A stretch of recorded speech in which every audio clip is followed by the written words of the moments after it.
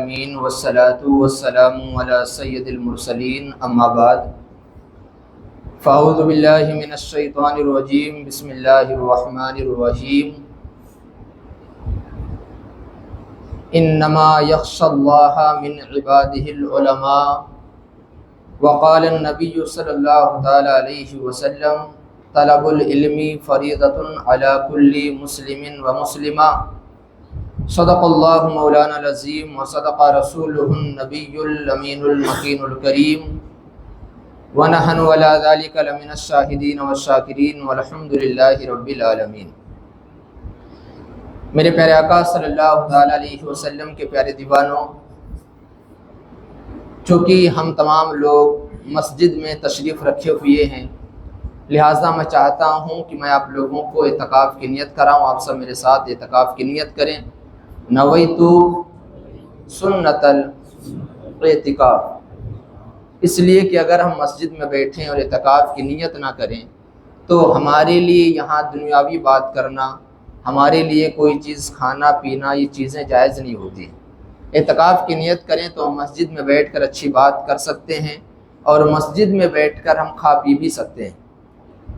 چونکہ آج کی جو محفل ہے حضور غوث اعظم رضی اللہ تعالیٰ عنہ سے اس محفل کی نسبت ہے، لہٰذا میرے بعد انشاءاللہ عز و جل حضرت شفیق صاحب آپ کے سامنے آ کے حضور غوث اعظم رضی اللہ تعالیٰ عنہ کی سیرت کے بارے میں بتائیں گے۔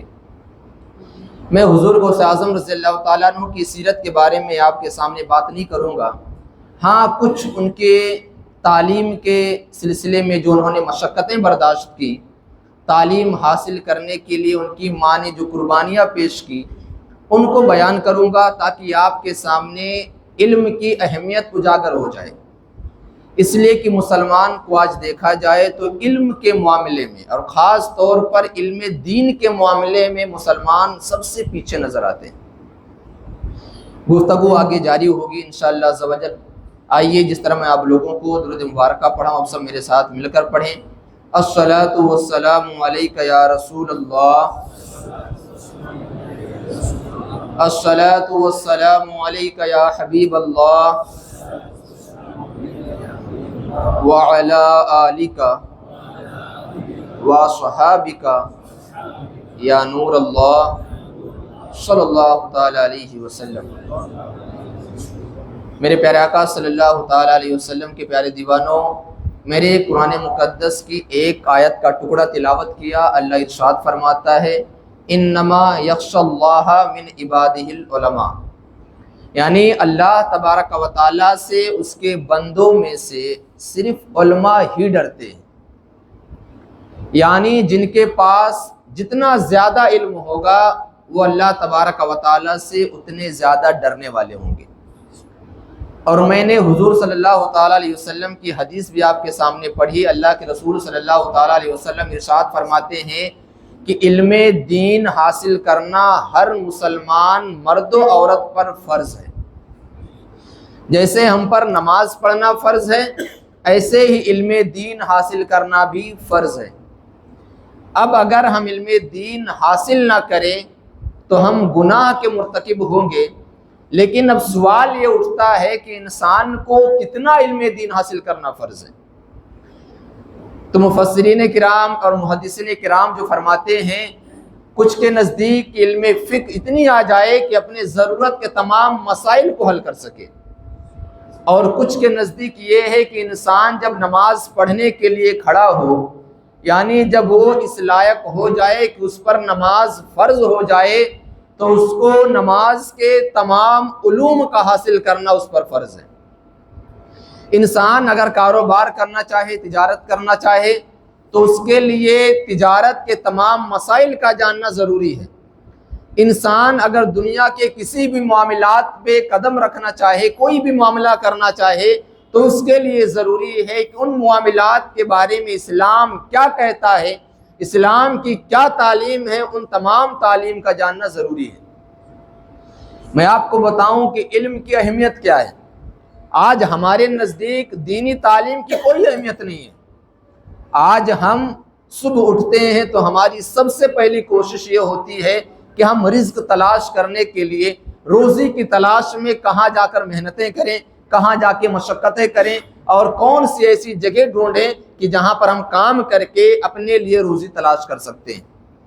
ہم صبح اٹھ کے یہ کوشش نہیں کرتے کہ لاؤ سب سے پہلے اپنی رب کی بارگاہ میں سجدہ ریز ہو جائیں تاکہ ہمارا رب ہم پر مہربانی کرے، اس لیے کہ رزق دینے والی ذات اللہ کی ہے۔ ہم دنیا کے کسی بھی انسان کے سامنے ہاتھ پھیلا کے مانگتے رہیں، ہمارے پاس کتنی بھی بڑی سے بڑی ڈگریاں آ جائیں، اللہ تبارک و تعالیٰ اگر ہمیں رزق نہ دے تو ہم کہیں سے رزق حاصل نہیں کر سکتے۔ اور اس کے لیے ضروری ہے کہ ہمارے دل میں اور ہمارے ہر چیز میں یہ ہونا چاہیے کہ ہمارا بھروسہ خالص اللہ تبارک و تعالیٰ پہ ہونا چاہیے۔ اللہ تبارک و تعالیٰ قرآن کریم میں کئی جگہ ارشاد فرماتا ہے کہ اللہ ہی پر بھروسہ کرو، اس لیے کہ جب تک آپ کا بھروسہ اللہ کی ذات پر نہیں ہوگا آپ کا کام آپ کے لیے آسان نہیں ہوگا۔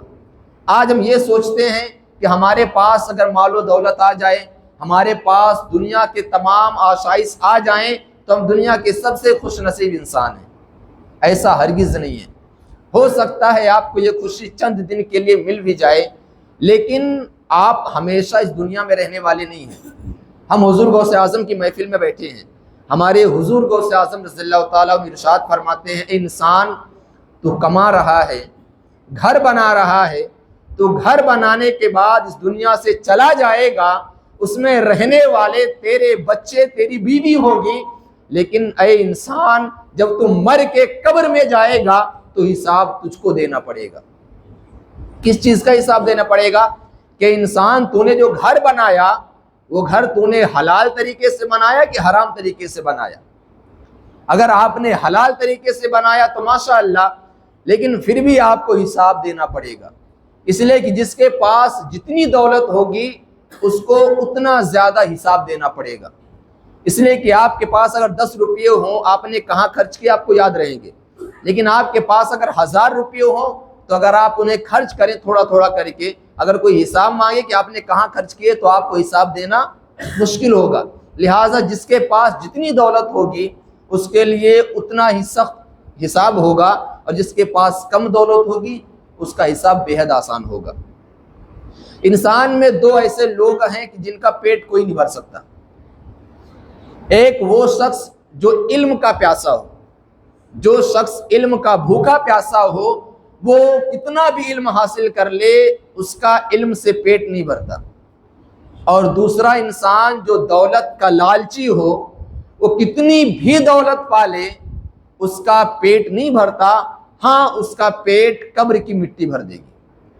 جب تک وہ قبر میں نہیں جائے گا اس کی خواہش کم نہیں ہوگی، کیونکہ آپ دیکھیں کہ دنیا میں کروڑوں بلین میں کھیلنے والے لوگ ہیں، لیکن ان کی خواہش کیا ہے کہ اور زیادہ مجھے کیسے مل جائے۔ ایسے ہماری بھی حالت ہے، ہم 1000 کمائیں تو ہماری کوشش ہوتی ہے کہیں سے اس کا ڈبل مل جائے۔ ہر انسان کی یہی خواہش ہوتی ہے، لیکن اے میرے پیارے آقا صلی اللہ تعالیٰ علیہ وسلم کے پیارے دیوانوں، اپنے دل میں آپ علم دین حاصل کرنے کا جذبہ پیدا کریں۔ علم دین کیسے حاصل کر سکتے ہیں، کیسے ہمارے پاس وقت نکل سکتا ہے کہ ہم بھی دین کے بارے میں جانکاری رکھ سکتے ہیں، ہماری کوشش اس پہ ہونی چاہیے۔ میں آپ کو بتاؤں کہ حضور غوث اعظم رضی اللہ تعالیٰ عنہ جن کی ہم یاد میں اور جن کو ہم یاد کر رہے ہیں، کیا ہم ایسے ہی یاد کر رہے؟ اگر ہم کسی کو یاد کرتے ہیں، کسی اولیاء کا، کسی انبیاء کا اگر ہم عرس مناتے ہیں تو اس کا کچھ نہ کچھ مقصد ہوتا ہے، لیکن اگر ہم عرس مناتے ہیں تو کیا ہم نے کبھی غور کیا کہ ان کا عرس ہم کیوں مناتے ہیں، انہوں نے کیا کارنامے انجام دیے؟ تو آپ اگر دیکھیں تو حضور غوث اعظم رضی اللہ تعالیٰ عنہ نے اپنی پوری زندگی کو اللہ تبارک و تعالیٰ کی رضا کے لیے صرف کر دیا۔ آپ کی عمر جب 18 سال کی ہو گئی اور آپ نے علم دین کافی حاصل کر لیا، لیکن آپ کے دل میں نے بتایا نا کہ علم دین سے کسی کا پیٹ نہیں بھرتا۔ جو انسان زیادہ علم حاصل کرتا ہے اس کی کوشش یہ ہوتی ہے کہ اور زیادہ علم مل جائے۔ لہٰذا حضور غوث اعظم رضی اللہ تعالیٰ عنہ نے اپنی والدہ سے عرض کیا کہ میں علم دین حاصل کرنے کے لیے بغداد جانا چاہتا ہوں۔ میرا مقصد واقعہ بتانا نہیں ہے، میرا مقصد یہ ہے کہ آج اگر ہم اپنے گھر کے کسی بچے کو مدرسے میں ڈال دیتے ہیں تو ہمارے گھر کے ماں باپ نہیں رہ پاتے۔ کیوں؟ ہم اپنے بچے کو چھوڑ کے اجت نہیں رہ پائیں گے۔ 1 مہینے کے بعد وہ گھر پہ آئے گا، 1 ہفتے کے بعد گھر پہ آئے گا، لیکن ہمارے اندر جو دل ہے وہ اس بات پر مطمئن نہیں ہوتا کہ میرا بیٹا علم دین حاصل کرنے گیا ہے، ہو سکتا ہے کہ علم دین حاصل کرنے کی وجہ سے اللہ تبارک و تعالیٰ میری بخشش کر دے، میں چھوڑ کے رہ لوں، ایسا ہم نہیں کرتے۔ لیکن حضور غوث اعظم رضی اللہ تعالیٰ عنہ کی ذات کو دیکھیے کہ آپ نے اپنی ماں سے جا کے عرض کیا کہ امی جان میں علم حاصل کرنے کے لیے جانا چاہتا ہوں۔ ایسی عورت کہ جس کا شوہر نہیں ہے، وہی بیٹا اس کے گھر کی دیکھ بھال کرنے والا، گھر کی ذمہ داریوں کو سنبھالنے والا ہے، وہ بیٹا آ کے اپنی ماں سے عرض کرے کہ ماں میں علم دین حاصل کرنے کے لیے بغداد جانا چاہتا ہوں، تو اس ماں کے دل پر کیا گزرے گی؟ اور ماں بھی کم عمر کی نہیں، ضعیفی کی عمر میں ہے۔ جب حضور غوث اعظم نے عرض کیا کہ امی جان میں علم دین حاصل کرنے کے لیے بغداد جانا چاہتا ہوں، تو ان کی ماں نے کہا کہ بیٹا جاؤ، میں تم کو اجازت دیتی ہوں۔ لیکن وہ اللہ کی ولیہ تھی، ان کو پتا تھا کہ آج کے بعد اگر میرا بیٹا یہاں سے علم دین حاصل کرنے جائے گا تو میں اس سے پھر ملاقات نہیں کروں گی، ہماری اور اس کی اگر ملاقات ہوگی تو بروز محشر ہوگی۔ یہ جاننے کے باوجود انہوں نے اجازت دی کہ بیٹا جاؤ علم دین حاصل کرنے کے لیے۔ آج ہمارے گھر کا معاملہ اگر یہ ہو جائے کہ میرا بیٹا جائے گا پھر مجھ سے ملاقات نہیں ہوگی، تو ہم کبھی بھی اجازت نہیں دیں گے کہ علم دین حاصل کرنے کے لیے جاؤ۔ لیکن اللہ کے جو نیک بندے ہوتے ہیں وہ اس بات کی اجازت دیتے ہیں۔ کیوں؟ کیونکہ ان کو پتا ہے کہ اگر میرا بیٹا جا کے علم دین حاصل کرے گا تو جب یہ علم دین حاصل کرے گا اور میں اگر قبر کے مٹی کے نیچے چلا گیا تو میرے قبر کو منور کرنے والے اس کے علوم ہوں گے۔ اس لیے کہ انسان اگر دولت کمائے، کوئی گھر میں کوئی چیز جلائے تو گھر میں روشنی ہوگی، لیکن ایک عالم جب علم بانٹتا ہے تو اس عالم کے ذریعے سے تمام لوگوں کے جو دل اندھیرے میں رہتے ہیں اس علم کی وجہ سے منور ہو جاتے ہیں۔ لہٰذا حضور غوث اعظم رضی اللہ تعالیٰ عنہ علم دین حاصل کرنے کے لیے گئے۔ آپ وہاں پہنچے، شیخ حماد کے آستانے پر پہنچے۔ آپ ان کے گھر کے باہر، رات کا وقت ہے اور ٹھنڈی کا موسم ہے۔ ٹھنڈی کے موسم میں ہم اگر جائیں تو ہم فوراً دروازہ کھٹکھٹاتے ہیں کہ جلدی سے اندر جائیں تاکہ ہم ٹھنڈی سے اپنے آپ کو بچا سکیں۔ لیکن قربان جائیے حضور غوث اعظم رضی اللہ تعالیٰ عنہ کے ادب پر۔ علم حاصل کرنے گئے لیکن ادب کا تقاضا دیکھیے کہ ٹھنڈی کا موسم ہے، دروازے کے باہر کھڑے ہوئے ہیں، آپ کا ہاتھ کنڈی تک جاتا ہے کہ کھڑکھڑاؤں اور اندر سے دروازہ کھول کر کوئی شخص مجھ کو اندر لے لے، لیکن پھر سوچتے ہیں کہ رات کافی ہو چکی ہے، اگر میں کھڑکھڑاؤں گا، دروازے کو کھٹکھٹاؤں گا تو ہو سکتا ہے کہ ان کی نیند خراب ہو جائے اور ان کو یہ بات بری لگ جائے، اور یہ ادب کے خلاف ہے، رات میں سوتے ہوئے انسان کو جگانا نہیں چاہیے۔ لہٰذا حضور غوث اعظم رضی اللہ تعالیٰ عنہ دروازے پر کھڑے رہے۔ آپ ہاتھ اٹھاتے ٹھنڈی کی وجہ سے، پھر یہ دل میں آتا کہ ان کی نیند میں خلل واقع ہوگا، ہاتھ نیچے کر لیتے۔ یہ حضور غوث اعظم کا ادب ہے۔ آپ پیدا ہوتے ہی اللہ کے ولی تھے، لیکن آپ نے یہ چیزیں کر کے دکھائی کہ جو میرے ماننے والے ہوں وہ بھی ان باتوں پر عمل کریں تاکہ اللہ تبارک و تعالیٰ ان کے بھی ناموں کو دنیا میں زندہ رکھے۔ اس کے بعد حضور غوث اعظم رضی اللہ تعالیٰ عنہ نے علم دین حاصل کرنا شروع کیا۔ آپ نے کچھ دن علم دین حاصل کیا اور آپ کی امی جان نے جو آپ کو سامان دیا تھا، جو دینار و درہم دیے تھے آپ کو، آپ کے پاس سے ختم ہو گئے۔ اب جب ختم ہو گئے تو انسان کوئی ان کو کھانا کھلانے والا نہیں تھا۔ آپ کم و بیش 18 یا 20 دن تک کھانا نہیں کھائے، بھوکے پیاسے علم دین حاصل کرتے رہے۔ جب بھوک کی شدت اتنی ہو گئی کہ برداشت کے باہر ہو گئی تو آپ نے سوچا کہ کھنڈرات ہیں جو بغداد کے، چلو میں جا کے ان میں کچھ دیکھتا ہوں کہ کوئی پڑی ہوئی جائز چیز مل جائے تو اس کو میں کھا لوں تاکہ میری بھوک مٹ جائے۔ بزرگ غوث اعظم وہاں گئے تو کیا دیکھے کہ اللہ کے 70 اولیاء وہاں پر رزق کی تلاش میں ادھر ادھر گھوم رہے ہیں۔ تو آپ نے سوچا کہ میں جا کے ان کے بیچ میں دخل نہیں دوں گا، لہٰذا واپس آئے، مسجد میں بیٹھ گئے۔ آپ جب مسجد میں بیٹھ گئے، ایک شخص آپ کے سامنے کھانا کھا رہا تھا۔ اب ایک بات بتاؤ کہ آپ کو اگر بھوک اتنی شدت کی ہو کہ کھانا دیکھنے کے بعد آپ کے حلق میں اس بات کی تمنا ہو کہ کاش میرے اندر بھی حلق میں چلا جائے کھانا، اس وقت انسان کتنا پریشان ہوگا۔ حضور غوث اعظم نے دیکھا، لیکن آپ نے اس سے کھانا نہیں مانگا جا کے کہ مجھے کھانا کھلا دو۔ آپ بیٹھے رہے، اس شخص نے کہا کہ آ کے کھانا کھا لو، بلایا۔ حضور غوث اعظم رضی اللہ تعالیٰ عنہ تشریف لائے، کھانا کھانا شروع کیا تو اس نے آپ کا نام پوچھا کہ آپ کا نام کیا ہے؟ تو آپ نے بتایا میرا نام عبد القادر جیلانی ہے۔ جب آپ نے اپنا نام بتایا تو وہ شخص بے چین ہو گیا۔ اس نے کہا کہ اے انسان، ابھی میں تجھ کو بلا کے اپنے اس دسترخوان پہ کھلا رہا تھا، تو میرا مہمان تھا، لیکن تو میرا مہمان نہیں ہے، اس لیے کہ جو کھانا تو کھا رہا ہے یہ تیرا ہی کھانا ہے، میرا کھانا نہیں ہے۔ تو حضور غوث اعظم نے کہا میرا کھانا کیسے ہے؟ تو اس نے عرض کیا کہ عبدالقادر، میں آپ کے شہر سے جہاں سے آپ آئے ہیں وہاں سے آیا ہوں، اور آپ کی امی جان نے آپ کے لیے کچھ رقم بھیجی تھی، وہ رقم میں لے کے آیا، آپ کو میں تلاش کرتا رہا، آپ نہیں ملے، اور میرے پاس جو مال تھا ختم ہو گیا۔ اس کے بعد یہ آپ کا جو میرے پاس تحفہ تھا، آپ کو دینے والا سامان تھا، میرے پاس امانت کے طور پر تھا، لیکن میرے پاس کچھ نہ بچا، تو میں نے بھوک کی وجہ سے اس سے کھانا لا کے کھانا شروع کیا اور آپ تشریف لے آئے۔ آج ہمارا معاملہ ایسا ہو جائے تو سامنے والے کو مارنا شروع کر دیں گے کہ میرا روپیہ تو نے کیسے کھا لیا، یہاں میں بھوکے مر رہا ہوں۔ لیکن قربان جائے حضور غوث اعظم رضی اللہ تعالیٰ عنہ پر کہ آپ نے اس کو معاف بھی کر دیا اور آپ نے اس کے ساتھ کھانا تناول کیا۔ لیکن آپ نے بھوک کیوں برداشت کی؟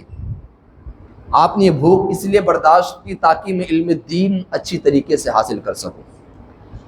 آپ کو میں بتاؤں کہ آج جو اولیاء کرام کے نام ہمارے سامنے زندہ ہیں، ان کے نام لے کے ہم ان کی بارگاہ میں جا کے جو منتیں سماجتیں کرتے ہیں، کیوں کرتے ہیں؟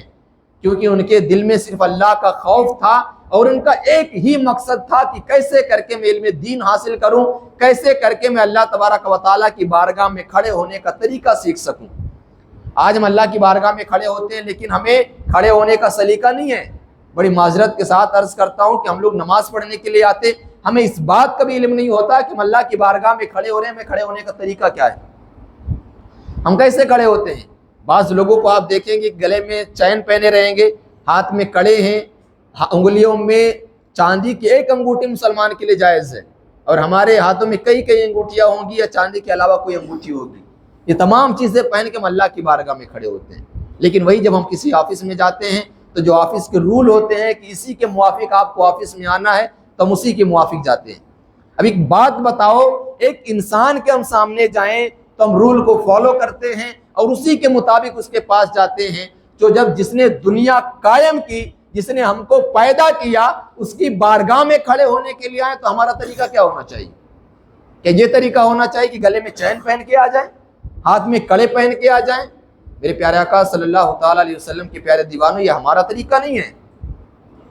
جو انگریزوں نے، عیسائیوں نے ہمارے خلاف محنتیں کی کہ مسلمانوں کو ان کے دین سے دور کیا جائے، یہ اس کا نتیجہ ہے کہ آج ہم یہ کام کر رہے ہیں۔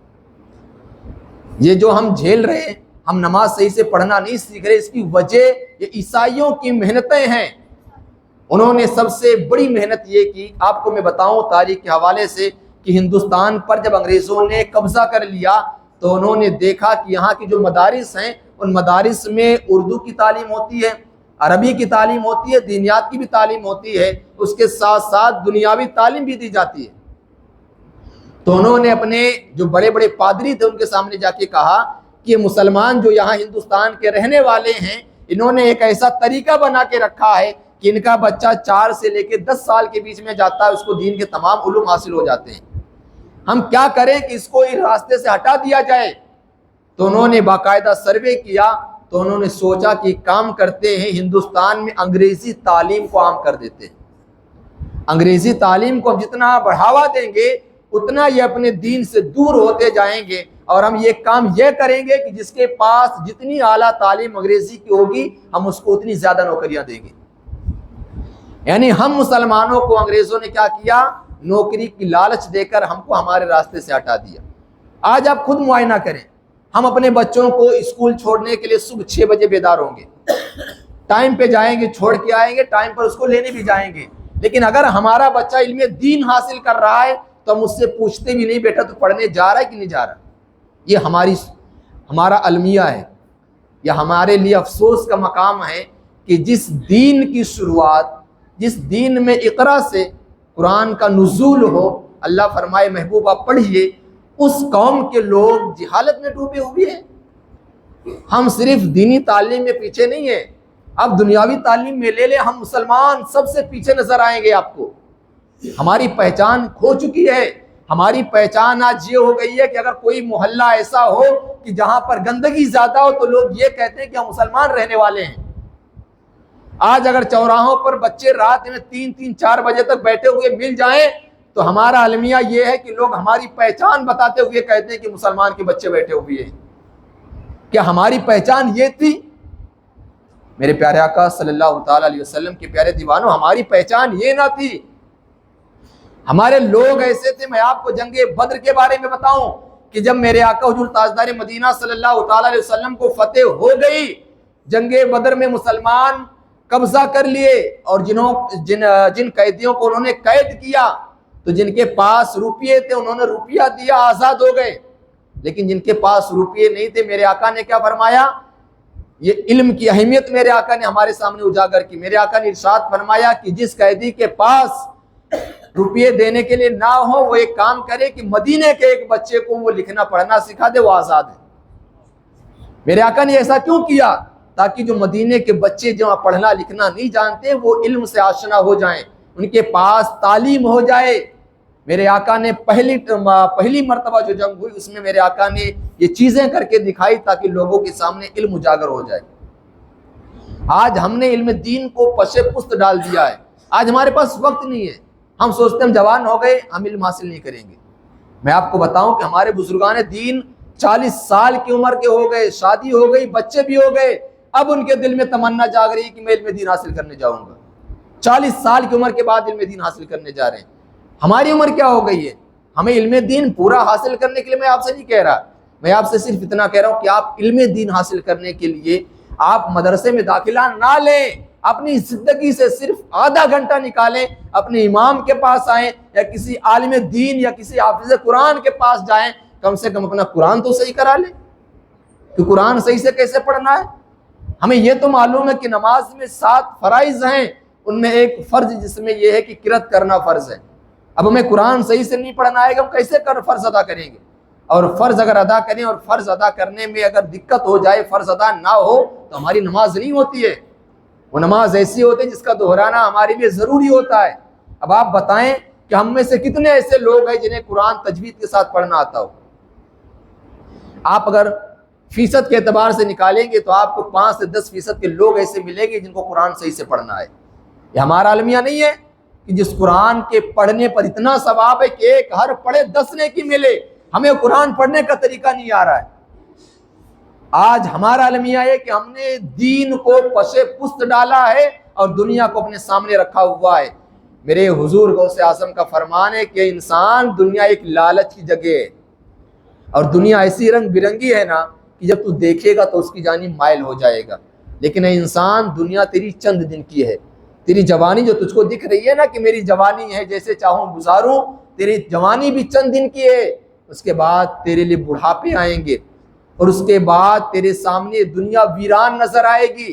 جب تو بڑھاپے کو پہنچے گا تیری اولاد تیرے سامنے تیری مدد کے لیے نہیں کھڑی ہوگی. اگر آپ اپنے بچوں کو علم دین نہیں سکھائیں گے تو مرنے کے بعد قبر میں فاتحہ پڑھنے بھی نہیں جائیں گے. ہم اگر ہمارے والدین ہمارے سامنے انتقال کریں تو کیا ہم پر ذمہ داری نہیں آتی ہے کہ ان کے کفن کا، ان کے دفن کا انتظام کریں؟ آتی کہ نہیں آتی ہے؟ انہی ذمہ داری میں ایک ذمہ داری یہ ہے کہ آپ کے والدین اگر انتقال کریں تو جنازہ کی نماز آپ پڑھائیں. کون پڑھائے؟ امام صاحب کی ذمہ داری نہیں ہے کہ آپ کے والدین اگر انتقال کریں تو امام صاحب جا کے جنازہ پڑھائیں. یہ آپ کی ذمہ داری ہے. کہ آپ نے کبھی غور کیا اس بات پہ کہ جب امام نماز پڑھنے کے لیے کھڑا ہوتا ہے، پڑھانے کے لیے کھڑا ہوتا ہے تو اجازت لیتا ہے کسی سے؟ نہیں لیتا. مصلی پر میں کھڑا ہو جاؤں فجر کی نماز پڑھانے میں، آپ سے پوچھتا ہوں کیا کہ میں نماز پڑھاؤں؟ نہیں پوچھتا. لیکن ایک بات بتاؤ کہ جب انسان جنازے کی نماز پڑھاتا ہے تو گھر والوں سے کیوں پوچھتا ہے کہ پڑھاؤ کہ نہ پڑھاؤ؟ آپ نے کبھی غور کیا کہ اجازت کیوں لی جاتی ہے؟ اجازت لینے کی وجہ یہ ہے کہ یہ جو حق تھا نا جنازے کی نماز پڑھانے والا، یہ آپ کا حق تھا. آپ اپنا حق ادا کرنے کے قابل نہیں ہیں کہ آپ ادا کر سکے، اس وجہ سے آپ اپنے حق کو اپنے امام کو سونپ رہے ہیں. اس لیے آپ کا امام آپ سے اجازت طلب کر رہا ہے. میرے پیارے آقا صلی اللہ تعالی علیہ وسلم کے پیارے دیوانوں، اور والدین انتقال کر جائیں تب بھی ہمارے اوپر ذمہ داریاں ہیں. حضور اعلیٰ حضرت علیہ رحمہ فرماتے ہیں کہ جب والدین انتقال کر جائیں تو بڑے فریضوں میں سے بچے کے لیے ایک فریضہ یہ ہے کہ اپنے والدین کے لیے زیادہ سے زیادہ ایصال ثواب کریں. ہم کیا کرتے ہیں؟ اور یہ کب کر سکتے ہیں؟ جب ہمارے پاس دینی تعلیم ہو، آج آپ دیکھیں فاتحہ کرنی ہو تو لوگ امام، مؤذن اور خادم کو ڈھونڈتے ہیں، خود فاتحہ نہیں کرتے. کیوں؟ ہمیں نہیں آتا ہے. کم سے کم اتنا علم تو حاصل کرنے کی قرآن پڑھنا آ جائے، نماز پڑھنا آ جائے، اور گھر میں اگر نیاز دینی ہو تو وہ کرنی آ جائے. اور یہ ہر کوئی کر سکتا ہے. اگر ایک مہینے بھی آپ اپنے امام کے پاس آ کر علم دین حاصل کریں گے تو کام کر سکتے ہیں. لیکن ہمیں وقت نکالنا ہے. میں آپ کے سامنے بتاؤں کہ ہماری تحریک جو سنی دعوت اسلامی ہے، اس کا منصب اور اس کا ایک ہی فریضہ ہے، ہم یہ چاہتے ہیں کہ ہمارے گھر کے ہر بچے، ہر نوجوان کے پاس علم دین پہنچ جائے. ہماری کوشش یہ ہے کہ آپ کے پاس علم دین پہنچے، آپ بھی علم دین سے اپنے آپ کو آشنا کریں، اور علم دین حاصل کرنے کے بعد آپ بھی شریعت پر مکمل طور سے عمل کر سکیں. انشاءاللہ عز و جل یہاں سے 5 تاریخ کو، 5 نومبر کو ایک قافلہ نکالا جائے گا، جو قافلہ پونے میں جائے گا، کنڈوا میں. تو آپ سے میری گزارش ہے کہ آپ کے بچے یا آپ میں سے جو بھی جانا چاہے جائیں. اس لیے کہ اس قافلے میں جو جاتے ہیں، تو آپ نے ابھی تک سنا ہوگا قافلہ جاتا ہے. قافلے میں ہوتا کیا ہے؟ کبھی آپ نے کسی سے پوچھا؟ قافلے میں مقصد یہ ہوتا ہے کہ جو لوگ قافلے میں آئے ان کے پاس زیادہ سے زیادہ علوم پہنچائیں، ان کو زیادہ سے زیادہ علم دین کے بارے میں بتائیں تاکہ وہ چیز حاصل کر سکیں. اور آپ کو بتاؤں کہ جو علم دین حاصل کرنے کے لیے گھر سے نکلے، چاہے وہ نوجوان ہو، بوڑھا آدمی ہو، چھوٹا بچہ ہو، کوئی بھی ہو، اللہ کے فرشتے اس کے پیروں کے نیچے اپنے پر بچھاتے ہیں. کیا آپ نہیں چاہتے کہ وہ مرتبہ آپ بھی پائیں؟ آپ کے لیے بھی فرشتے اللہ کی راہ میں آپ کے قدموں کے نیچے اللہ کے فرشتے پر بچھائیں. ہر کوئی چاہتا ہے، لیکن یہ ہوگا کب؟ جب آپ قافلے میں تشریف لے کے جائیں گے. آپ سے گزارش ہے کہ آپ زیادہ سے زیادہ لوگ قافلے میں شرکت کریں، اور قافلے کی شکل میں وہاں آئیں. اور وہاں 1 دن کا قافلہ صبح جائے گا، شام میں واپس آ جائے گا.